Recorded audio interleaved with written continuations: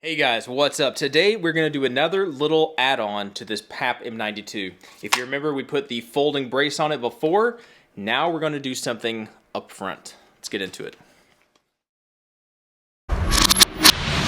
Alright, so yes, like I said, before we really did anything to this guy, it sat around and did pretty much nothing.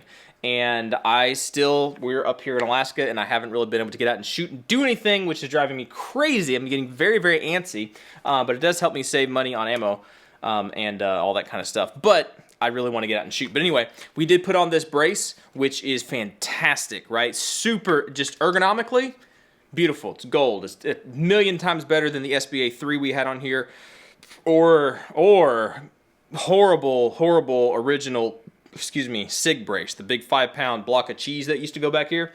Yeah, I still have it because I don't think I'd ever be able to sell it and anybody would buy it. But anyway, this is awesome, right? This is really, really cool. And I want to really build this thing out to be used, right? Because I haven't really been able to use it much. Not just the fact that I haven't been able to get out and shoot, but really I'm an AR guy mostly. And with this guy, this was gifted to me. Basically, my wife allowed me to go get it after I got out of the academy and all that kind of stuff. So it has sentimental value, so I'll never get rid of it. It's one of those kind of guns. It's going to stick with me forever. But I didn't want to just put it away in the back of the safe and just let it sit there and rot, right? I like to use my stuff. If stuff gets used, it's more of an appreciation. Like, I appreciate it more if I get to use it more, right? And so I really am trying to find a niche, find a place for this. And up here, it makes more sense. It's a 30 cal, so it just makes a little bit more sense. It should find a place, more. It should find a better place up here. A niche is what I'm trying to say. So like I said, we did put on the brace. We put on the brake. This was a 3-chamber brake. I cut down the third one.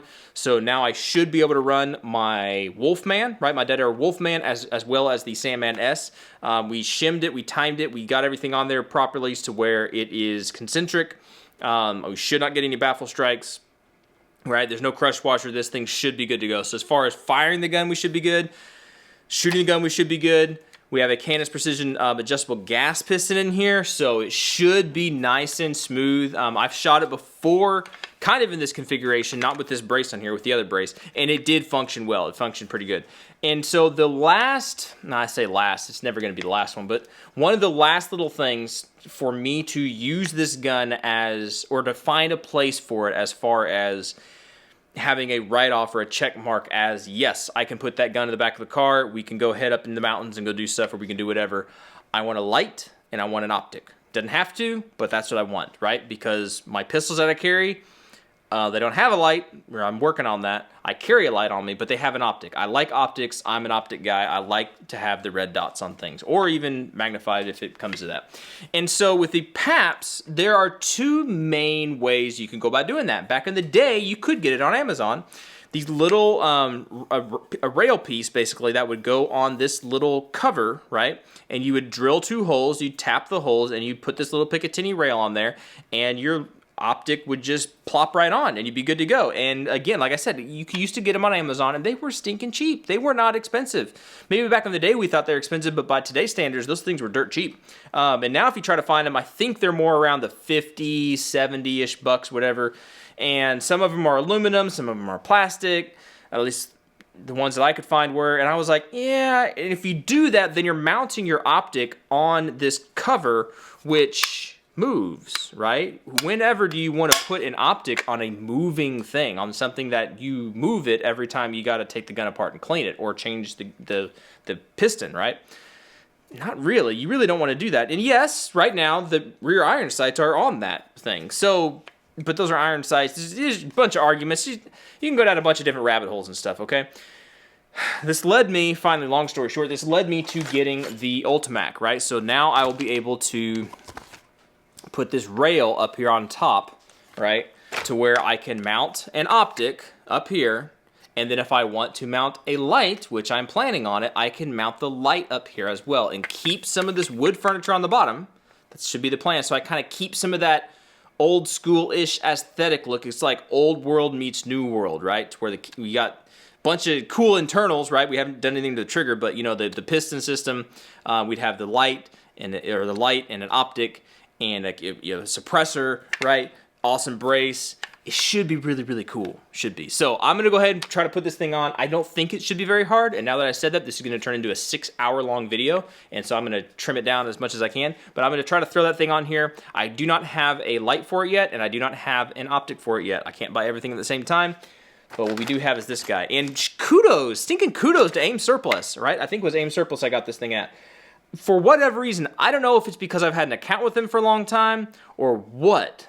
But they got some pretty good deals, right? They got some pretty good deals. And it's not like they were on sale. It's you log into your account and you get better deals. So I don't know if that's a deal. I don't have a code. I don't have a cool thing. I'm not affiliated with them at any way, shape, or form. But it was a significant price decrease that they had versus other places that if you could even find them in stock. But anyway, let's jump to this. I'm going to put it on and we'll take a quick look at it. Maybe mock it up with some optic, but it won't stay on there. But let's jump into it.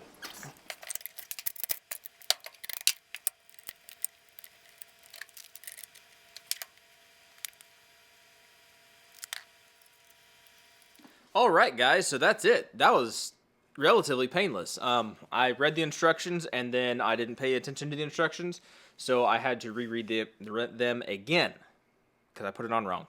Because you can't put the thing on, put the rail on, and put the bottom on, or the fore end. But you can't put the fore end on, put the rail on, and then tighten everything down, and then lock in the rail, because the rail, or the fore end is locked in with this little pivot thingy-majigger here. Anyway, yeah, I tried to cut as much of that out as I possibly could, but I think it's fine. I don't have any good way to tell, make sure that that's actually level. But as far as I can tell, looking at it, it looks like it levels up pretty good. So I was digging around, and I still have one of my original TRS 25s, these Bushnell thingies. So this'll sit on here until, well, something happens. I'll either get a better sight or I'll break something or whatever, but this should sit on here just fine and just kind of be a good placeholder for a while until something happens. But I don't know, these optics have been okay in the past, but okay is a relative term. They flicker out, the batteries last about a month, and yeah, they're not the best, but it'll be interesting if I actually am able to get out and shoot this feller and see what kind of abuse this thing can take on the rail. From everything I've heard from different people that have actually used these things, these rails do get hot, but they don't get so hot that they mess up the optics, right? But anyway, if you can see, I'll turn this up and close this down. Maybe you can look through there. Probably not, because it's going to be focusing. There's the red dot. You can see the red dot. Yeah, okay, so you can see the red dot. But you can look through here, and you can co-witness, right? You actually get a good co-witness, right, with your original sight. So this thing sits very low, which is the idea. That's the whole idea of it. So hopefully, if I am able to get some kind of a light mount, like the Halo Strategic Thorntail, or some version of that, to where I can offset, I can still mount the optic mount a flashlight to this rail, but offset it, right? So that it's not mounted right here, because you can't have much height right here, or else you're going to obscure your sights. You won't be able to see your sights. But anyway, guys, I think that's pretty cool. I think that's pretty slick. I think that turns this guy up just a little bit. It turns it up a notch, and I can't wait. Throw the suppressor on this thing, feed it up with some nice good old steel-cased $3 a round ammo, and hopefully we'll be able to get to it, all right? If you have any questions about this guy, which one is this? I never even said. It is the M15, made in the US of A, the UltiMAK Rail. Yeah, I like it so far, 5 minutes that I've had it. Time will tell. Anyway, if you have any questions about it, let me know. If not, then just carry on and look on for more stuff in the future, all right? Y'all be good, be safe. Appreciate you watching, subscribing, everything. Hopefully, we'll catch you on the next video.